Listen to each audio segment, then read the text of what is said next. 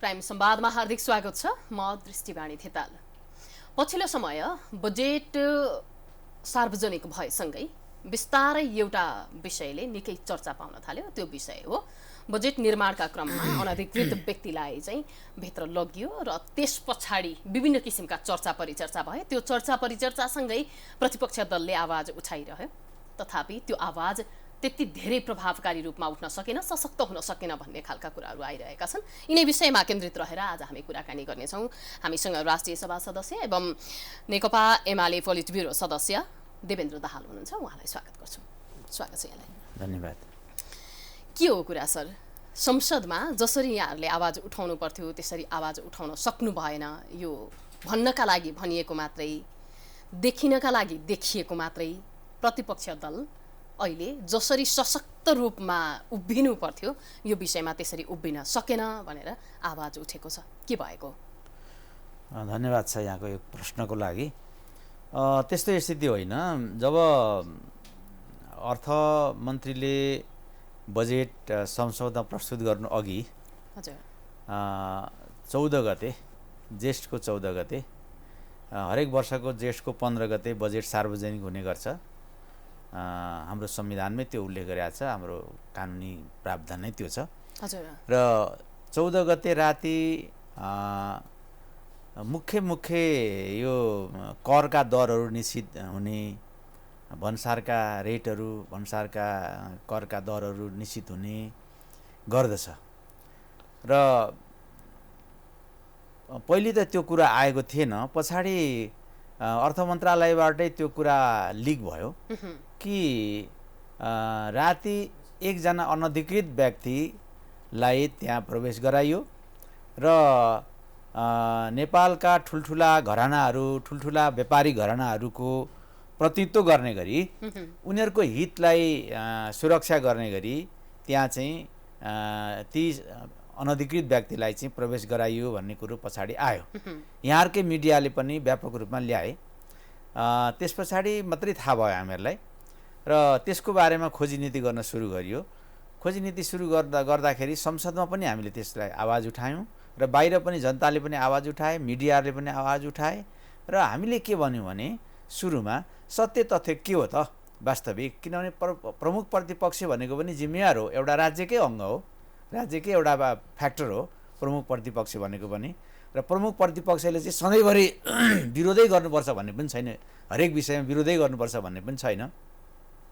तर जनतालाई सुसूचित गर्नुपर्छ, जनतालाई सत्य तथ्य बताउनुपर्छ भनेर हामीले सुरुमा कुरा उठायौँ। त्यस कुरालाई त्यति वास्ता गरिएन। अनि त्यस पछाडि अब अर्थमन्त्रीले चाहिँ अर्थमन्त्रीको हैसियतबाट संसदमा आएर कुनै पनि विषय प्रस्तुत गर्दाखेरि पहिलो नम्बरमा त्यो कुराको समाधान हुनु पर्यो भनेर हामीले भन्यौँ र त्यसमा व्यवस्था गरियो। त्यस पछाडि हामीले अहिले यहाँले जुन भन्नुभयो सशक्त आवाज उठेन भनेर, हामीले सशक्तै आवाज उठाएका छौँ। राष्ट्रिय सभामा पनि सशक्त आवाज उठाएका छौँ, प्रतिनिधि सभामा पनि आवाज उठाएका छौँ। होइन, फेरि पनि यसका बावजुद पनि अर्थमन्त्री जनार्दन शर्माले म राजीनामा दिन्न कुनै पनि हालतमा, जसले जे सक्छ त्यो गर भनिसक्नु भएको छ नि त। होइन, त्यो उहाँको कुरा हो। तर हामीले के भनेका छौँ भने त्यो खोजबिन त्यस पछाडि हाम्रो, म यहाँ कुरा गर्दै थिएँ, त्यस पछाडि हाम्रो अलिकति हाम्रो भनाइ अथवा हाम्रो माग अथवा हाम्रो आन्दोलनको एउटा स्वरूप अलिकति परिवर्तन के भयो भन्दै अर्थमन्त्रीले अब राजीनामा दिनुपर्छ। किनभने सुरुमा हामीले राजीनामा कुरा गरेका थिएनौँ, सुरुमा सत्य तथ्य के हो त भन्ने कुरो माग मात्रै गरेका थियौँ। र पछाडि अब यसको सत्य तथ्य छानबिन गरिनुपर्छ र यो संसदीय समिति बनाइनुपर्छ, संसदीय समितिबाट यसको छानबिन हुनुपर्छ र त्यो संसदीय समिति बनाइसकेपछि त्यसको छानबिन गर्ने क्रममा त्यहाँ त केही हस्तक्षेप हुनसक्छ। त्यसले गर्दाखेरि अर्थमन्त्रीले राजीनामा दिनुपर्छ र राजीनामा दिएर बाटो प्रशस्त गर्नुपर्छ भनेर हामीले आवाज उठाएका छौँ। र उहाँले चाहिँ यस कुरालाई म राजीनामा दिन्न, के गर्छौ गर भन्ने कुरा चाहिँ त्यो उहाँको कुरा भयो अहिले, किनभने सत्ता पनि टिकाउनु पर्ने होला। यसमा त उहाँको मात्रै कुरा छैन, प्रधानमन्त्री शेरबहादुर देउवाजीको पनि कुरा छ। शेरबहादुर देउवाले यस कुराको चाहिँ छानबिन गर्नुपर्ने अथवा उहाँलाई चाहिँ हटाएर छानबिनको वातावरण सिर्जना गर्नुपर्ने। तर उहाँहरू चाहिँ अब विभिन्न चाहिँ अब ग्रुपहरू मिलाएर सरकार बनाउनु भएको छ। त्यही पनि जनताको जनादेशबाट होइन परमादेशबाट सरकार बनाउनु भएको छ। त्यो परमादेशको सरकार टिकाउनु छ उहाँहरूले। त्यस कारणले गर्दाखेरि प्रधानमन्त्रीले पनि यसमा ध्यान दिनुभएको छ। हजुर, जनताको जनादेशले आएको सरकारले पनि त संसदमा जनताका बोलीहरूलाई बोल्न दिने एउटा स्थिति त बन्द गराइदिएको थियो नि। त्यो कुराहरू चाहिँ तपाईँहरू सम्झिन चाहनुहुन्छ हुँदैन? त्यो गल्ती भएको हो कि होइन? होइन, त्यसतर्फ म जान चाहन्न अहिले, किनभने हामीसँग समय पनि छैन। त्यसको धेरै लामो फेरिस्त छ। किन भन्दाखेरि त्यति बेला परमादेशको सरकार भनेर हामीले भनेको मात्रै थिएन। त्यो के थियो भन्दाखेरि परमादेशको सरकार बन्नुपर्ने कारण कसरी बन्नु, त्यसको पृष्ठभूमि के हो भन्दाखेरि त्यसको मूल कारक भनेको चाहिँ सभामुख हुनुहुन्थ्यो।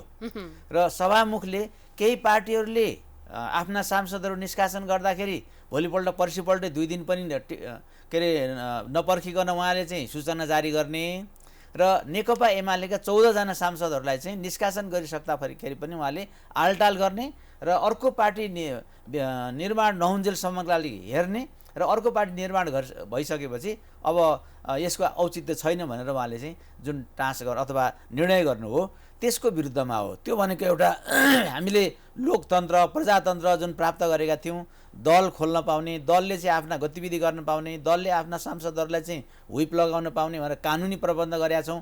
यो सबै कुरालाई अवरोध गर्ने गरी उहाँले काम गर्नुभएको थियो। त्यस कारणले गर्दाखेरि हामीले त्यहाँ के भनेका थियौँ भने 2टा कुरा गरेका थियौँ। त्यति बेला सभामुखको हामीले राजीनामा पनि मागेका थिएनौँ, केही पनि गरेका थिएनौँ। के त भन्दा सभामुखले त्यो कमजोरी भयो, गल्ती भयो भनेर भन्नुपर्छ उहाँले।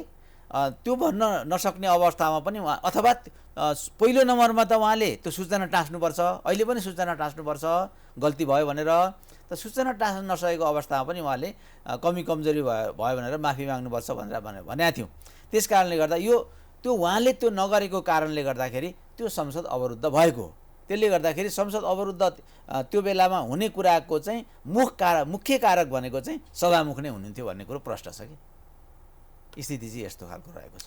कति सजिलो हुन्छ है यो आफ्नो विषयमा पक्ष पोषण गर्दै अरूको विषयमा यो नमिठो बोल्नलाई भन्छन् नि, त्यो प्रतिपक्षमा रहँदाखेरि जसले पनि सरकारलाई चाहिँ अप्ठ्यारो स्थितिमा पार्न सक्ने, अप्ठ्यारो भनिदिन सक्ने, किन भनेर प्रश्न गर्न सक्ने स्थिति हुन्छ। आफू सरकारमा रहँदाखेरि चाहिँ गाह्रो हुन्छ कुराहरूलाई मान्न भन्ने कुरा चाहिँ अलिकति त्यो देखिन्छ। नेपाली राजनीति वृत्तमा त्यो किसिमको अभ्यास भएको पाइन्छ। तथापि छोडिदेऊ त्यो कुराहरूलाई। यहाँले त्यति सहज रूपमा चाहिँ यति बेला त्यो कुरा नगरौँ भनिसकेपछि मैले त्यो कुरालाई छोडिदिएँ। अब यो जबरजस्ती रूपमा गल्ती भएको छ, फुटेज डिलिट गरिएको छ, 13 दिनभन्दा अगाडिको केही पनि सामग्रीहरू सीसीटीभी फुटेजमा पाइँदैन भनिसकेपछि तपाईँहरूले लगभग गल्ती पुष्टि भएको मान्नुभएको छ होइन? तथापि अरू कुराहरू जे गर्न सक्नुहुन्थ्यो तपाईँहरू प्रतिपक्ष दल भएको हिसाबले, त्यो कुरा गर्नका लागि चाहिँ अब छोडिदिनु भएको हो कि टाइम बाँकी नै छ? के गर्नु होइन, अब यहाँले अघि भन्नुभयो प्रतिपक्षले सशक्त आवाज उठाएन भनेर। एउटा जिम्मेवार मिडियाको हिसाबले यहाँले जुन हामीलाई एउटा सजग पनि गराउनु हो त्यसको लागि त धन्यवाद छ। तर फेरि यहाँले के भन्दै हुनुहुन्छ भने अहिले हामीलाई फेरि किन तपाईँहरूले सशक्त आवाज उठाउनु भएन भनेको के भन्दाखेरि अहिले पनि फेरि संसद अवरोध किन गर्नु भएन भने हो कि अथवा के हो हामीलाई थाहा छैन। तर हामीले चाहिँ सशक्त आवाज उठाएका छौँ, जनतालाई सुसूचित गराएका छौँ यस्तो गल्ती भएको छ, यस्तो कमजोरी भएको छ। जनताहरू चाहिँ महँगीको अथवा लगायतको धेरै मार परिरहेका छन्। जनतालाई राहत दिने कुराहरू छैन, बरु केही घरानाहरूलाई पोस्ने गरी बजेट ल्याउने काम भइरहेको छ। त्यसले गर्दाखेरि यसको बारेमा खबरदारी हामीले गर्ने कुराहरू हो र खबरदारी गरिरहेका छौँ। योभन्दा अगाडिको स्टेप पनि हुन चाहिँ सक्छ, यो सेलाइसकेको अवस्था छैन। त्यसले गर्दाखेरि अब अहिले त के कुरा आएको छ भने 13 दिन पछाडि त फुटेज त के अरे डिलिट भयो भन्ने खालको कुराहरू आइरहेको छ। त्यसले गर्दाखेरि यो 13 दिनभन्दा अगाडिको छैन भन्ने कुराहरू आएको छ। त्यसले गर्दाखेरि अब यो पनि अहिले अर्को प्राविधिकहरूले के भनिरहेका छन् भन्दाखेरि यो निकाल्न सकिन्छ भनेर रिकभरी गर्न सकिन्छ भनेर पनि भनिरहेका छन्। त्यसकारण हाम्रो आवाज सशक्त छ। अहिले पनि हामी भन्छौँ त्यो फुटेज ल्याइयोस्, जनतालाई देखाइयोस् र त्यो जबसम्म देखाइँदैन तबसम्म गल्ती भएको रहेछ भन्ने कुरा चाहिँ पुष्टि हुँदै जान्छ भन्ने। यो करको दर हेरफेर नै हुन सक्ने गरी यस्तो किसिमको बहस सुरु हुनुपर्ने स्थिति सृजना गर्नका लागि को व्यक्तिलाई भित्र ल्याइयो भन्ने पनि तपाईँहरूलाई थाहा भइसक्यो होला है? अब होइन, अब एकजना यो पूर्व कर्मचारी नै भन्ने खालको कुराहरू आएको छ होइन। नाम हजुर। पनि बाहिर मिडियाहरूले ल्याएका छन् होइन। हामीले धेरै नाम यहाँ गरेर के कुरा गर्ने होइन। खालि के त भन्दाखेरि प्रवृत्तिको कुरा हो। प्रवृत्तिको कुरा हो र पूर्व नासु सरहको व्यक्तिलाई ल्याएर त्यस पछाडि उहाँले जान्नुहुन्छ सबै, म जान्दिनँ भन्ने, उहाँले जान्नुहुन्छ, करलाई चाहिँ तरमाथि गर्नका लागि उहाँले जान्नुहुन्छ भन्ने, अनि त्यस पछाडि उहाँले भनेअनुसार गरेको कुरा चाहिँ आएको छ। त्यस कारणले गर्दा त्यो सत्य हो कि होइन कि भन्ने कुरा चाहिँ उहाँले देखाइसकेपछि ल म चाहिँ एकदम नैतिक रूपले चाहिँ अब एकदम स्पष्ट छु, यो कुरा सत्य होइन भनेर चाहिँ जनताको अगाडि चाहिँ उहाँले देखाउन चाहिँ सक्नुपर्छ। त्यो अहिले देखाइराखेको अवस्था छैन। त्यो अनधिकृत व्यक्ति ल्याएकै हो हामीले भनेका छौँ र करका दर हेरफेर गरेकै हो। त्यो करका दर हेरफेर गर्दाखेरि पनि जनताको पक्षमा होइन, केही सीमित घराना व्यापारीको पक्षमा चाहिँ तर त्यो बजेट गरिएको छ आइसकेपछि त भनेर बजेटको विषयमा यहाँहरू लगाए त तपाईँहरूले पनि बजेट पहिलाको जस्तै छ, हामी यो विषयमा खासै केही बोल्न चाहँदैनौँ भन्नुभएको थियो। अब फेरि पछाडि पनि चर्चा हुँदाखेरि बजेट सामान्य रूपमा ठिकै छ, अब यो निर्वाचनमुखी बजेट आएको छ, यसलाई यो विषयमा धेरै बहस नगरौँ होला भनेर कुरा टारेको स्थिति पनि थियो। यो अनधिकृत व्यक्ति आइसके पछाडिको विषयले चाहिँ अनि विभिन्न किसिमका कुराहरू, करको दरका लगायतका विषयहरू उठेका हुन् जस्तो लाग्दैन यहाँलाई? होइन, त्यस्तो होइन, किनभने हामी स्वयं त्यसमा चाहिँ अब बहसमा छौँ। बजेट आइसकेपछि पनि यो जनतालाई चाहिँ जनताको अनुहार चाहिँ यहाँ कहाँ देखिन्छ त, गरिब जनताको अनुहार चाहिँ कहाँ देखिन्छ त, छैन। यहाँ चाहिँ सीमित व्यक्तिहरूको, सीमित अब व्यापारीहरूको पक्षमा देखिन्छ भनेर हामीले आवाज उठाएको, हामीले चाहिँ बोल्दाखेरि पनि त्यो कुरा गरेको, प्रतिनिधि सभा र राष्ट्रिय सभामा दुवै सभामा चाहिँ यो कुराहरू चाहिँ उठेको हो। त्यसरी त्यो फुटेजको कुरा अथवा त्यो अनधिकृत व्यक्ति त्यहाँ चाहिँ राखियो भन्ने कुरा आइसकेपछि मात्रै हामीले यस्तो कुरा उठाएको होइन। अब मन्त्री परिषदमा कुरा उठेन, तपाईँहरूले पनि थाहा पाइसक्नुभयो होइन? कुनै यो विषय चाहिँ राजनीतिक विषय हो, राजनीतिक रूपमा सल्टाउनुपर्छ भन्ने खालका कुराहरू भइसकेका छन्। अब तपाईँहरूको भूमिका के हुन्छ? अब हाम्रो यस सन्दर्भमा चाहिँ अब समग्र कुराहरू छ, यो मात्रै छैन होइन। समग्र प्रजातन्त्रको, समग्र लोकतन्त्रको, समग्र विकास निर्माणको कुराहरू छ। विकासका धेरै बजेटहरू काटिएका छन्। त्यसले गर्दाखेरि यो पनि अहिले आएको छ र यो अहिले ज्वलन्त रूपमा आएको छ र यो विषयलाई सँगसँगै लिएर जाने र यसका जनविरोधी, विकास विरोधी जुन कामहरू छन् यसको सशक्त हामीले आवाज उठाउँदै जाने हो र त्यस पछाडि क्रमशः यसलाई श्रृङ्खलाबद्ध ढङ्गले चाहिँ कसरी अगाडि जाने भन्ने त अब हामी स्ट्राटेजी पनि बनाउँछौँ र सरकारले यसको जिम्मेवारी लिनुपर्ने, प्रधानमन्त्रीले यसको जिम्मेवारी लिनुपर्ने, तर सरकारले र प्रधानमन्त्री यसको जिम्मेवारी लिएको अवस्था चाहिँ छैन। अब परमादेशको सरकार आउनुभन्दा अगाडिको विषयमा चर्चा गरौँ होइन? नेकपा एमालेको सरकार जनताले रोजेर चाहेर ठुलो विश्वासका साथ दिएको एउटा जिम्मेवारी थियो। त्यो जिम्मेवारी यहाँहरूले एकदम राम्रोसँग हामीले विकास निर्माणका काम सहित अगाडि बढाउँदै थियौँ, गर्न दिएनन् काम, अनि हामीले संसद अवरोध गर्नु पर्यो लगायतका कुरा गर्नुभयो। यो संसद अवरोधलाई त्यसरी लिएन जसरी चाहिँ गिरिजाप्रसाद कोइरालाले गर्नुभएको संसद अवरोध थियो। यो बिचमा थुप्रै कुराहरू भएका छन्। यो कुराहरूतर्फ आज हामीले लाग्यौँ भनेदेखि फेरि पनि समय अभावको महसुस हामीलाई हुने नै छ। तथापि स्थानीय तहको निर्वाचनले अघिल्लो 2/3 सरकारलाई, तत्कालीन सरकार भनौँ, फेरि त्यस्तो किसिमको स्थिति त सृजना गरिदिएन। अब यसबाट चाहिँ तपाईँहरूले पछिल्लो फेरि पनि चुनाव 2टा आउँदैछन्, तयारी के गर्नुभएको छ, कसरी अगाडि बढ्दै हुनुहुन्छ? यो स्थानीय तहको निर्वाचनको जहाँसम्म यहाँले कुरा गर्नुभयो,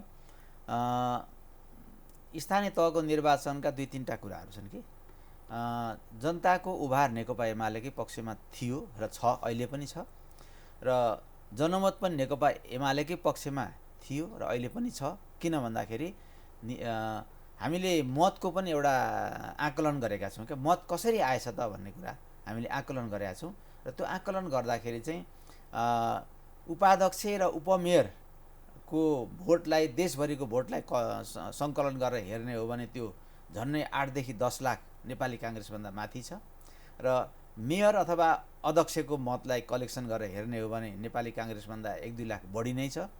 अनि वडा अध्यक्षको मतलाई कलेक्सन गर्ने हो भने पनि नेकपा एमालेको 1-2 लाख बढी नै छ समग्रमा हेर्ने हो भने। तर भयो के त भन्दाखेरि 5-6वटा शक्तिहरू एकै ठाउँ भएर नेकपा एमालेका विरुद्धमा आइसकेपछि काहीँ 100 मतले, काहीँ 50 मतले, काहीँ 100-200 मतले हार्ने कुरा त स्वाभाविक कुराहरू हो। एउटा कुरा त्यो छ। अर्को कुरो के छ भन्दाखेरि सत्ताको चरम दुरुपयोग गरियो र हाम्रा उम्मेदवारहरूलाई धम्क्याउने, प्रहरी प्रशासन लगाएर पक्राउ गर्ने, उम्मेदवारलाई नै पक्राउ गर्ने, हाम्रा कार्यकर्ताहरूलाई विभिन्न हिसाबले चाहिँ अब तर्साउने, यस ढङ्गले चाहिँ कामहरू गरियो, पक्रिने काम पनि गरियो र एक खालको आतंकै मचाइयो विभिन्न ठाउँहरूमा। त्यो पनि छ कारण र जनतालाई चाहिँ अनेक खालका आश्वासनहरू दिने, आश्वासनहरू बाँड्ने कामहरू पनि गरियो। त्यस कारणले गर्दाखेरि यो निर्वाचनमा चाहिँ नेकपा एमाले किन आश्वासन दिएन? नेकपा एमाले आश्वासन दिनु नपर्ने स्थिति सृजना थियो र आफ्ना जनता 2/3 जनमत प्राप्त गरेकै थियो। बरु हामीसँग भएका हाम्रा समकक्षीहरू, हामीसँग भएका नेताहरूले हामीलाई छोड्नुको दुष्परिणाम हो यो अप्ठ्यारो स्थिति सृजना भएको हो भनेर मानेर अगाडि बढ्न सकिँदैन? त्यस्तो स्थिति पनि होइन। किन होइन भन्दाखेरि नेकपा एमाले त्यसरी आश्वासन बाँड्ने भन्ने कुराहरू होइन। नेकपा एमाले चाहिँ यथार्थ कुरा हामी यो गर्छौँ भनेर भन्न त जनताको बिचमा प्रतिबद्धता त लिएर जान्छ नै कुनै पनि पार्टीले।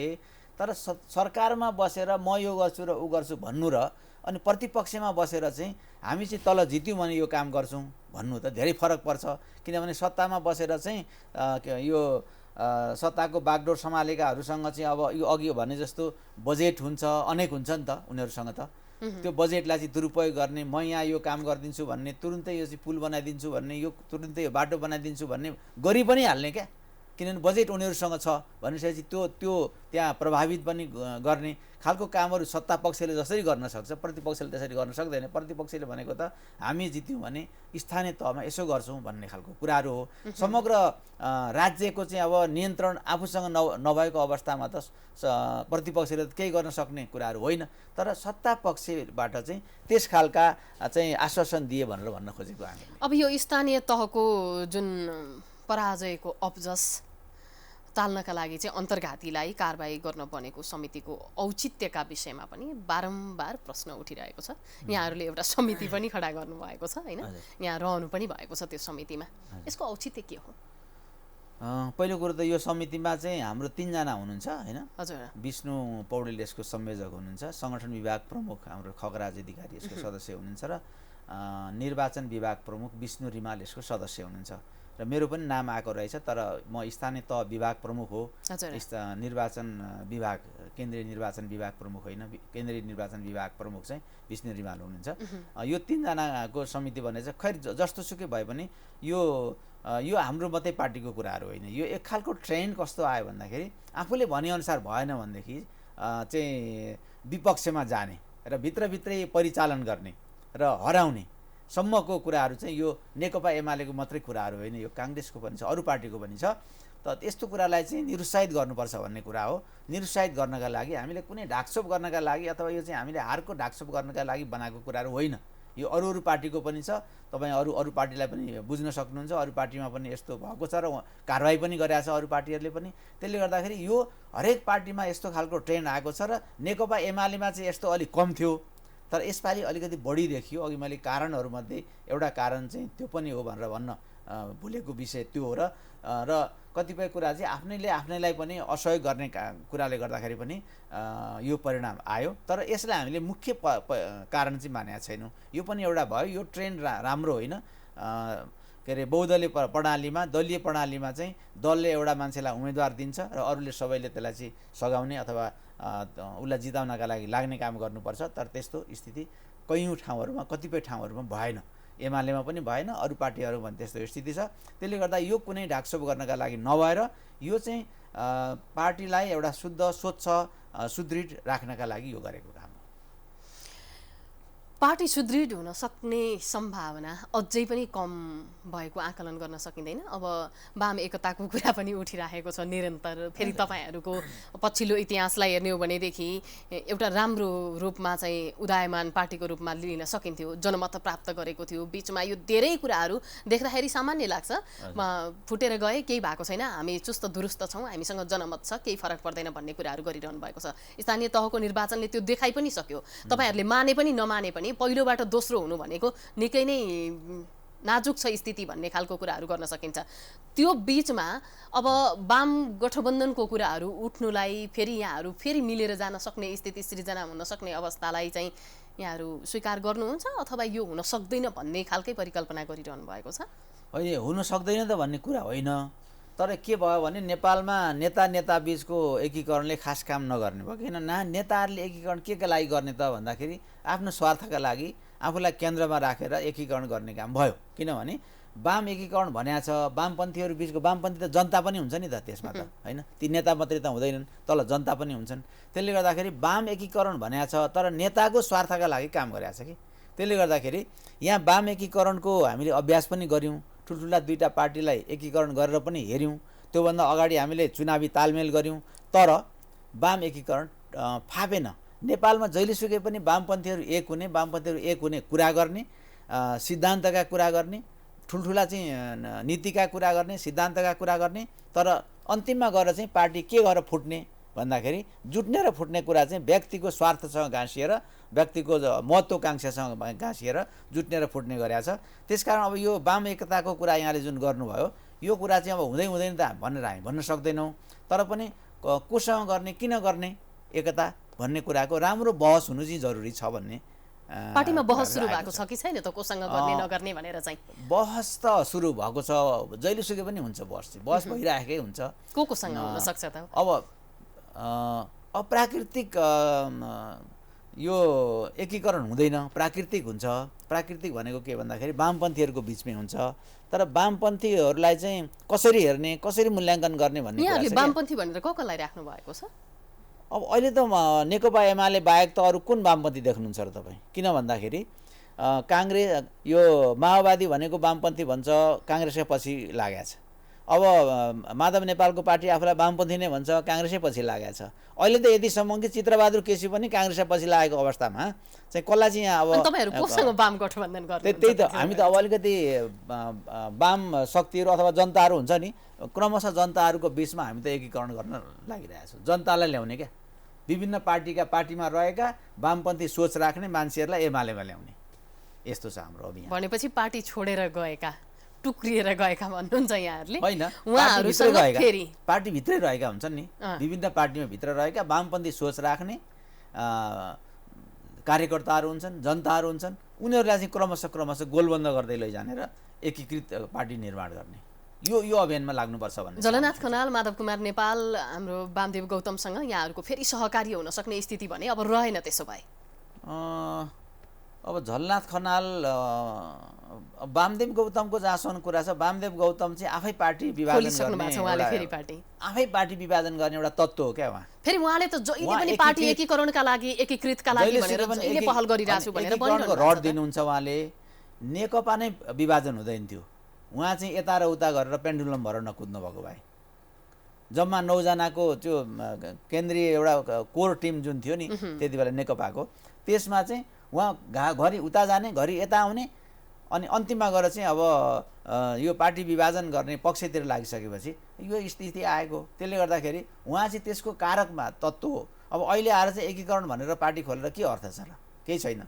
एउटा कुरा त्यो छ। अनि अर्को कुरो के छ भने उहाँले एउटा कलमलाई भोट हाल्नुहोस् भनेर एउटा गीत लेख्नु भएछ क्या, यो चुनावको बेलामा कलमलाई भोट हाल्नुहोस् भनेर गीत लेख्नु भएछ, सङ्गीत भर्नु भएछ, अनि देशभरि त्यो गीत बजाएर हिँड्नु भएछ। अब त्यस्तो मान्छेले अब एकीकृत गर्ने, स्वतन्त्र पनि बस्न सक्नु भएन उहाँले किन त्यो कलमको गीत लेख्नुपर्ने त? जरुरी त थिएन। त्यसले गर्दाखेरि उहाँ स्वतन्त्र भित्रभित्रै चाहिँ कलमलाई सहयोग गर्ने अथवा एकीकृत समाजवादीलाई सहयोग गर्ने भित्रभित्रै चाहिँ, अनि बाहिर चाहिँ म चाहिँ स्वतन्त्र छु भन्ने। अनि अहिले एउटा चाहिँ पार्टी कस्तो पार्टी त भन्दाखेरि एकीकृत गर्ने पार्टी अरे। लेखक मनले बिगारिदिएछ त्यसो भए, लेखक मनले बिगार्यो भनौँ, बिगार्यो भन्नुपर्छ मलाई, त्यस्तो लाग्छ मलाई। अब यो असार 17 गते लाई लिएर केपी शर्मा ओलीले धेरै कुराहरू गर्नुभएको थियो, यहाँले सुन्नुभएको होला त्यो चर्चा। त्योभन्दा पछाडि हेर्नु होला भनेर प्रधानमन्त्रीज्यूलाई त्यो बारम्बार बहसमा, छलफलमा, सभामा सम्बोधन गर्ने क्रममा त्यो कुराहरू गरिरहनु भएको थियो। यो कुरा के हो? एकदम संक्षेपमा, छोटोमा हामी कार्यक्रमको अन्त्यमा आइसकेका छौँ। यो कुरा त्यस्तो धेरै छैन, भास्ट कुरा केही छैन यसमा, होइन। के छ भन्दाखेरि उहाँले असार 17 गते भनेर जुन भन्नुभएको थियो, यो केही भएन फेरि यो असार 17 गते चाहिँ अब चिना हेर्ने हुन्छन् नि, हैन, ज्योतिषीमा विश्वास गर्नेहरूका लागि उहाँले चाहिँ एउटा कुरा फ्यालिदिनु भएको थियो क्या। ज्योतिषीमा विश्वास गर्नेले ज्योतिषी हेर्दै गर्नुहोस् है तपाईँहरू भनेर। ज्योतिष हेर्न त्यसमा विश्वास गर्न चाहनेहरूले हेर्दै गर्नुहोस्, त्यसको अलिकति सिम्टम्स चाहिँ अलिकति देखा पर्न सुरु गरेको छ क्या।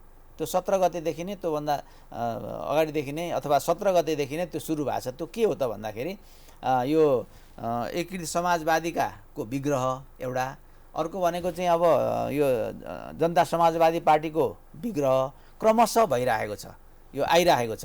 त्यसले गर्दा यो यसभित्रका चाहिँ कुराहरू हेर्दाखेरि अब बाबुराम र उपेन्द्र यादव त एकै ठाउँ बस्न नसक्ने भए दुईटाले बेग्ला बेग्लै पार्टी के अरे एकजनाले केन्द्रीय समितिको बैठक, कार्य समितिको बैठक, एकजनाले चाहिँ केन्द्रीय समितिको विस्तारित बैठक भनेर उहाँले डाकिसक्नुभयो भनेपछि पार्टी विभाजन हुने कुरा त उहाँहरूको त लगभग निश्चित भइसकेको अवस्था छ। त्यस्तो अवस्थामा चाहिँ यो सरकार अब धर्मराउने स्थिति त सुरु भएको छ नि। त्यसले गर्दाखेरि यो कुनै भास्ट कुरा के नहुने रहेछ भन्ने भन्दाखेरि पनि त्यसबाट अलिकति यो कथित यो चाहिँ जुन गठबन्धन भन्ने छ, यो गठबन्धनभित्र चाहिँ सङ्कटहरू चाहिँ सुरु हुन्छन् भन्ने खालको कुराहरू अब सङ्कट पनि आइरहेको अवस्था छ। हस्, धन्यवाद। यहाँहरूको पार्टीमा सङ्कट नआओस्, छुट्नु नपरोस्, बिग्रिनु नपरोस्, होइन, जनतालाई यहाँहरूले जसरी रुचाउनु भएको थियो त्यसै गरी रुचाइरहनुहोस्, हाम्रो शुभकामना छ। हस्, धन्यवाद। दर्शकवृन्द, हामीले आज कुराकानी गऱ्यौँ नेपाली राजनीतिको पछिल्लो स्थिति। अझ भन्नुपर्दा बजेट प्रस्तुत भइसकेपछि बजेटमा करको दरलाई हेरफेर गर्नका लागि अनधिकृत व्यक्तिलाई भित्र राखेसँगै त्यसपछि परेको प्रभावको सन्दर्भमा केन्द्रित रहेर राजनीतिमा विभिन्न किसिमका उतार चढावका बीचमा भएको समसामयिक विषयमा केन्द्रित रहेर हामीले गरेको कुराकानी थियो। आजको समय सकिएको छ। हामी सबैलाई बिदा दिनुहोस्। नमस्कार।